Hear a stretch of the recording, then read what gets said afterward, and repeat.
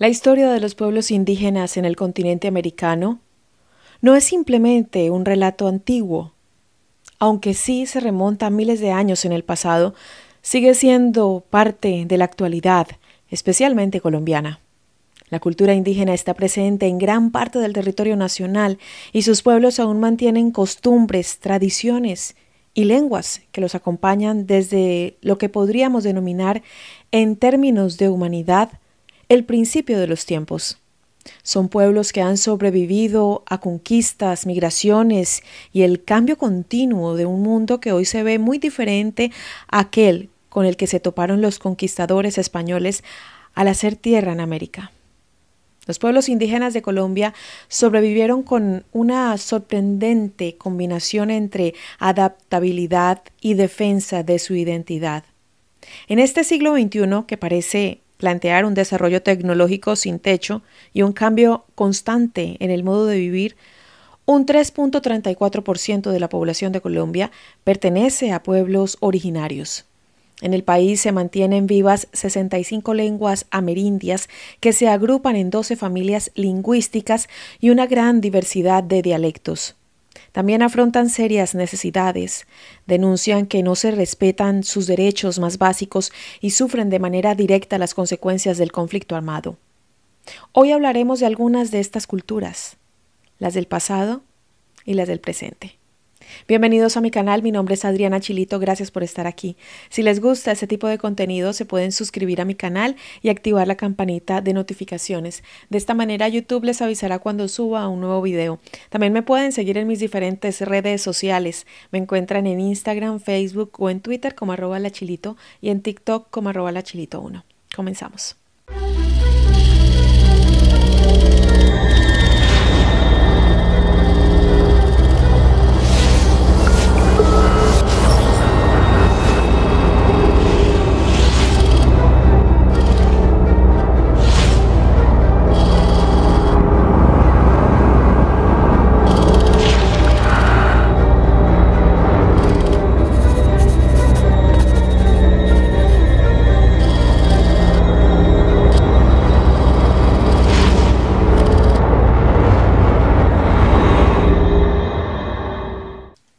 El mundo anterior.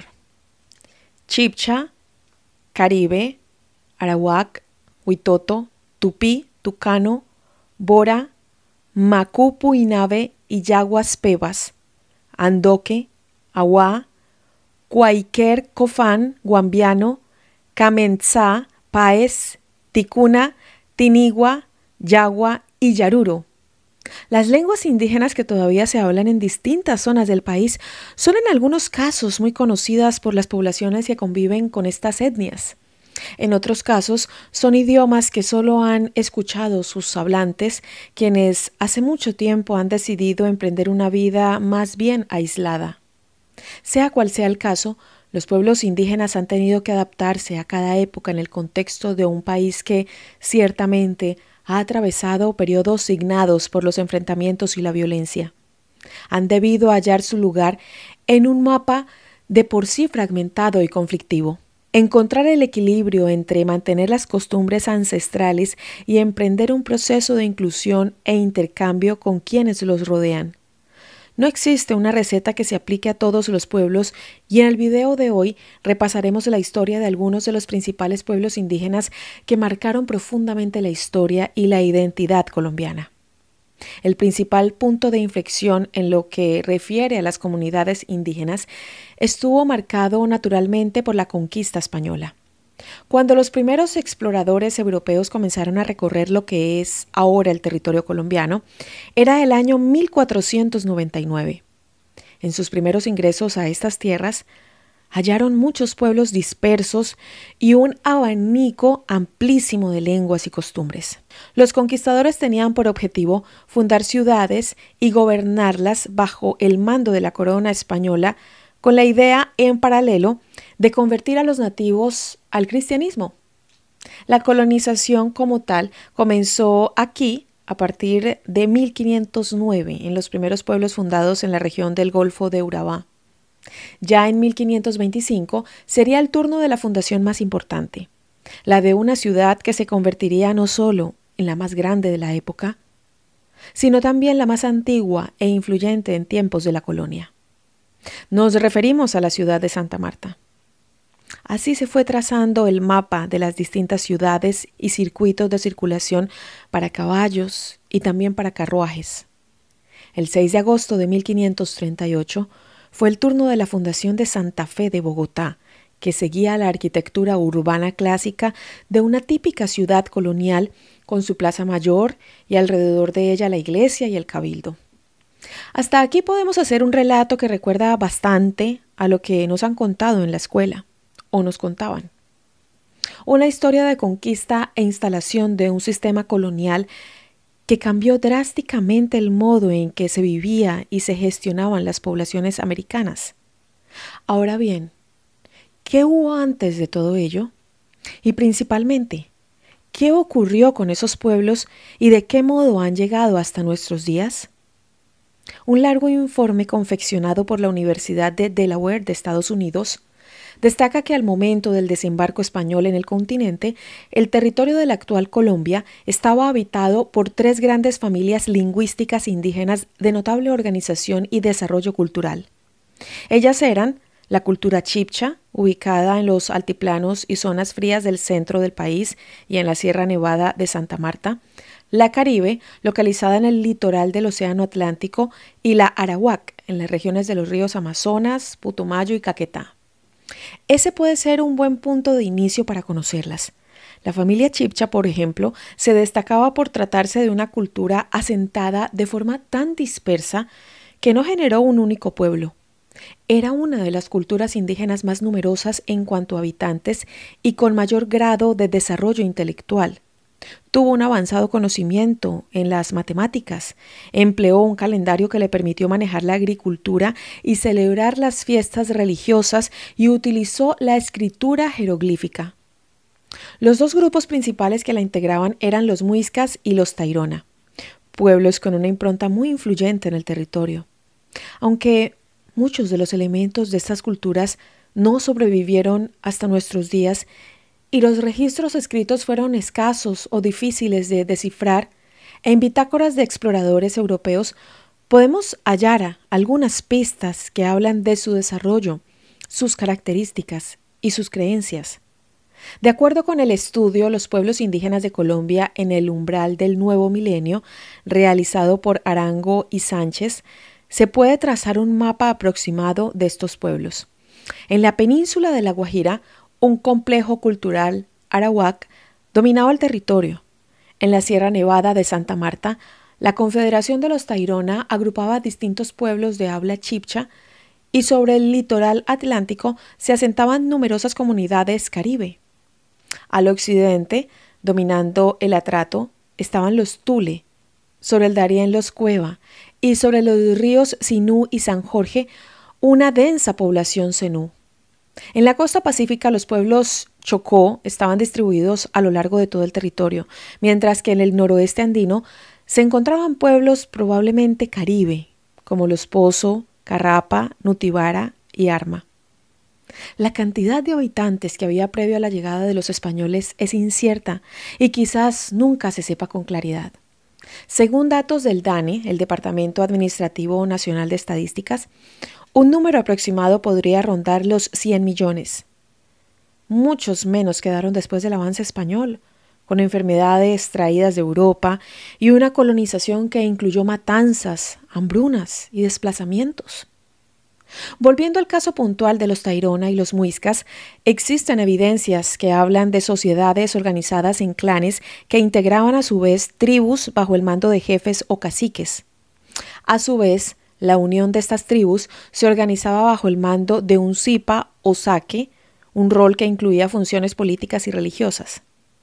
En otros informes hemos abordado algunos mitos y leyendas tanto muiscas como taironas, así como el legado que dejaron en forma de construcciones u objetos que por esos tiempos eran de uso común de los pobladores.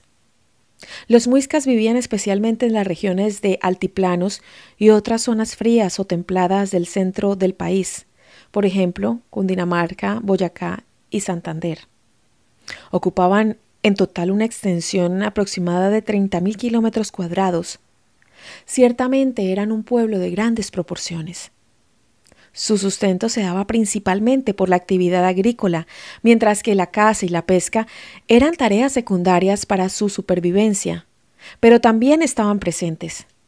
La alimentación que consumían era básicamente vegetariana, justamente debido a que trabajaban mucho la tierra y sus plantaciones. De sus otras actividades se han hallado objetos que daban cuenta de que eran hábiles ceramistas y extraordinarios orfebres. Muchos se especializaban puntualmente en la elaboración de adornos personales y representaciones de dioses, animales sagrados y seres de la mitología aborigen. A nivel cultural, los muiscas tenían una impronta religiosa muy profunda que acompañaba su vida diaria y también las historias que daban cierta dosis de magia a su cotidianidad. Como ocurre en muchas de estas culturas, todo el panteón de divinidades estaba fuertemente influenciado por las fuerzas de la naturaleza. Aquellos fenómenos que, aunque inexplicables desde un punto de vista científico de la época, los rodeaban y hallaban en el relato sobrenatural un sentido profundo. El sol era denominado Xue, Chía era la luna, Chiminagua vendría a ser la fuerza suprema, Bachue, la madre de la humanidad, y Bochica, el rey civilizador. A todos ellos rendían culto y no es difícil pensar en los paralelismos que pueden hacerse con otras religiones ancestrales, tanto de pueblos precolombinos de la región como incluso de las poblaciones antiguas de Europa.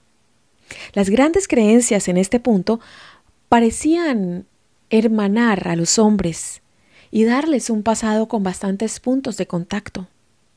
En el caso de los Tairona, su nivel de desarrollo sorprendió a los españoles una vez que llegaron a la Sierra Nevada de Santa Marta. Sus poblados eran verdaderas ciudades complejas que incluían terrazas, acueductos, puentes y caminos que unían las distintas viviendas construidas. Pero el contacto de estos pueblos con la conquista española marcaría su final. Un informe publicado por el Observatorio del Programa Presidencial de Derechos Humanos en 2008 señala que el periodo de colonización de tierras, de evangelización y civilización a través de formas de gobierno como la encomienda y la mita, implicaron, por una parte, la pérdida paulatina de las costumbres ancestrales, fenómeno evidente en las comunidades indígenas del altiplano cundiboyacense, donde los muiscas tenían una fuerte presencia, y por otra parte, la muerte de nativos que no sobrevivieron a las ya concebidas enfermedades traídas por los europeos y a las condiciones de trabajo a las que fueron sometidos. Incluso, la historia reconoce que fue de tal magnitud la pérdida de vidas indígenas en esa época que los españoles trajeron desde el África a esclavos para subsanar la escasez de mano de obra y servidumbre. Como si de una condena se tratase, las expediciones españolas en el continente se hicieron cada vez más frecuentes y feroces. Se trazó la llamada de ruta de los conquistadores que comenzó en el Darién en el año 1503. Atravesó la costa atlántica donde fundaron Santa Marta, pasaron por las riberas del río Magdalena, colonizaron las tierras antioqueñas y fundaron Santa Fe de Bogotá y Popayán en el departamento del Cauca. Los pueblos que quedaron contenidos en ese recorrido poco pudieron hacer. Muchos de ellos buscaron resistir a la conquista, pero la asimetría de poder y armamento era notoria. Por eso muchos indígenas optaron por una estrategia distinta a la lucha. Se internaron en la selva, al abrigo de la naturaleza, y aprendieron a vivir en condiciones difíciles, pero que los salvaron de la muerte segura o la pérdida de sus costumbres. Gracias a esta decisión, las etnias que se refugiaron en lugares como la Sierra Nevada de Santa Marta, las selvas del Amazonas, Guainía o Baupés, lograron mantener algunas de sus costumbres, las cuales, 5 siglos después, se mantienen. El Caribe y la frontera. Las otras 2 grandes familias de pueblos indígenas que vivían en el territorio previamente a la conquista europea eran la familia Caribe, una serie de pueblos predominantemente nómadas asentados en el litoral del Océano Atlántico, a quienes se describe habitualmente como un pueblo guerrero y comerciante. Fueron justamente esas poblaciones, relatan los documentos de la época, los que opusieron una resistencia más fuerte a la conquista y a la imposición de creencias europeas. En la actualidad, señala el portal web Opinión Caribe, según datos proporcionados por las Naciones Unidas, hay actualmente 10 pueblos indígenas que viven a lo largo de los 142.000 kilómetros cuadrados que componen la región cercana al Atlántico. Y detallan que allí está la península de La Guajira, una región semidesértica en la que vive el pueblo Wayuu, uno de los más numerosos del país.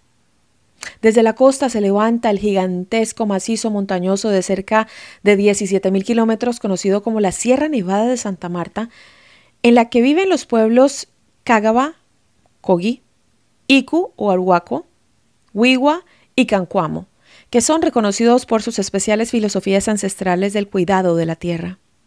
Además, allí se cuentan otros pueblos como Arhuaco, Chimila, Embera Catío, Cancuamo, Cogi, Mocaná, Zenú, Tule, Wayuu y Wiwa.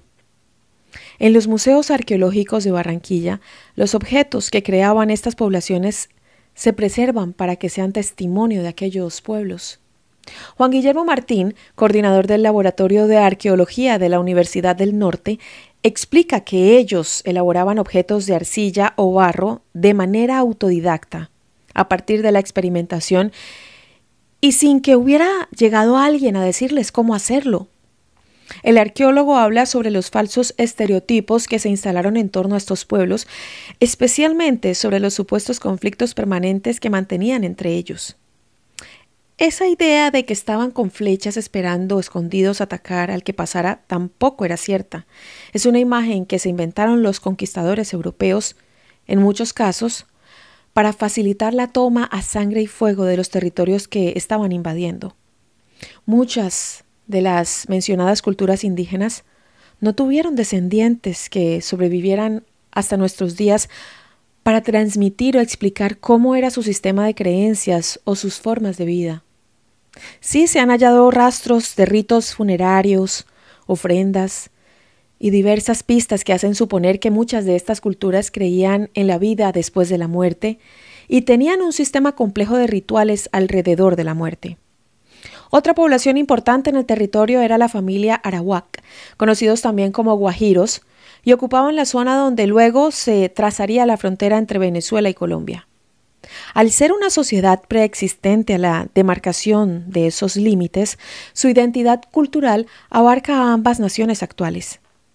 Un 97% de su población habla la lengua tradicional guayunaiki y hay pocas referencias sobre esta cultura en la época prehispánica, es decir, previo al desembarco de los conquistadores. Fueron un pueblo resistente y resiliente a la conquista, férreos defensores de sus costumbres e identidad cultural. No solo eso, debieron resistir el avance de los gobiernos de la ya constituida Colombia. Cuando esta nación y Venezuela lograron su independencia de la corona española, fue que los Wayuu fueron conquistados. A partir de 1830, el gobierno venezolano comenzó las primeras incursiones para someter y reducir a los aborígenes, lo que originó que huyeran más hacia el norte, hasta que finalmente en 1893 quedaron reducidos y subyugados, dando como resultado que los dos países suramericanos se repartieran el territorio. En la actualidad, la realidad de los pueblos indígenas de Colombia está repartida entre la integración y el olvido. El objetivo de mantener vivas las culturas milenarias choca con el desafío de sobrevivir ante las constantes necesidades, sin los derechos básicos resueltos. Atravesados por el conflicto armado, los desplazamientos forzados, el hambre y el escaso acceso a servicios mínimos, las comunidades deben afrontar serias dificultades a diario. Las riquezas naturales que abundan en la mayoría de los territorios donde están establecidos desde hace siglos, no solo atrajo el interés de los conquistadores del siglo XV, sino de numerosos grupos armados de la actualidad que llegan hasta las zonas atraídos por el valor que pueden extraerle a esos recursos. Muchos de estos territorios han sido tomados por asalto y sus pobladores nuevamente sometidos a un régimen brutal. Quienes pudieron quedar al margen de esa violencia parecen vivir en el más absoluto olvido para las autoridades nacionales. En un informe elaborado por UNICEF, en el que se hace un análisis de la situación actual indígena, el organismo exhorta a que se cumplan los derechos humanos básicos de las comunidades, especialmente el acceso a una vivienda digna, educación, alimentos, salud, hasta agua potable. Los indígenas como minoría constituyen un segmento relativo pobre de la sociedad colombiana. El grado de vulnerabilidad de los niños indígenas en todos los órdenes se multiplica por razón de etnicidad. Y cierra este informe indicando que el derecho a la diferencia entre los pueblos solo se puede plantear de modo adecuado desde el postulado de la igualdad. Tenemos todo en nuestro país para que un pequeño puñado de colombianos, indígenas, ancianos, hombres, mujeres, jóvenes y niños, tengan una oportunidad de vida buena. Jaime Enrique Arias, secretario general del pueblo Cancuamo, resaltó a los pueblos indígenas como un ejemplo de resiliencia, de reivindicación de derechos. Afirma desde la voz misma de esas comunidades: nosotros somos pueblos de paz, de armonía, de armonización, de diálogo, y eso lo necesita la sociedad colombiana.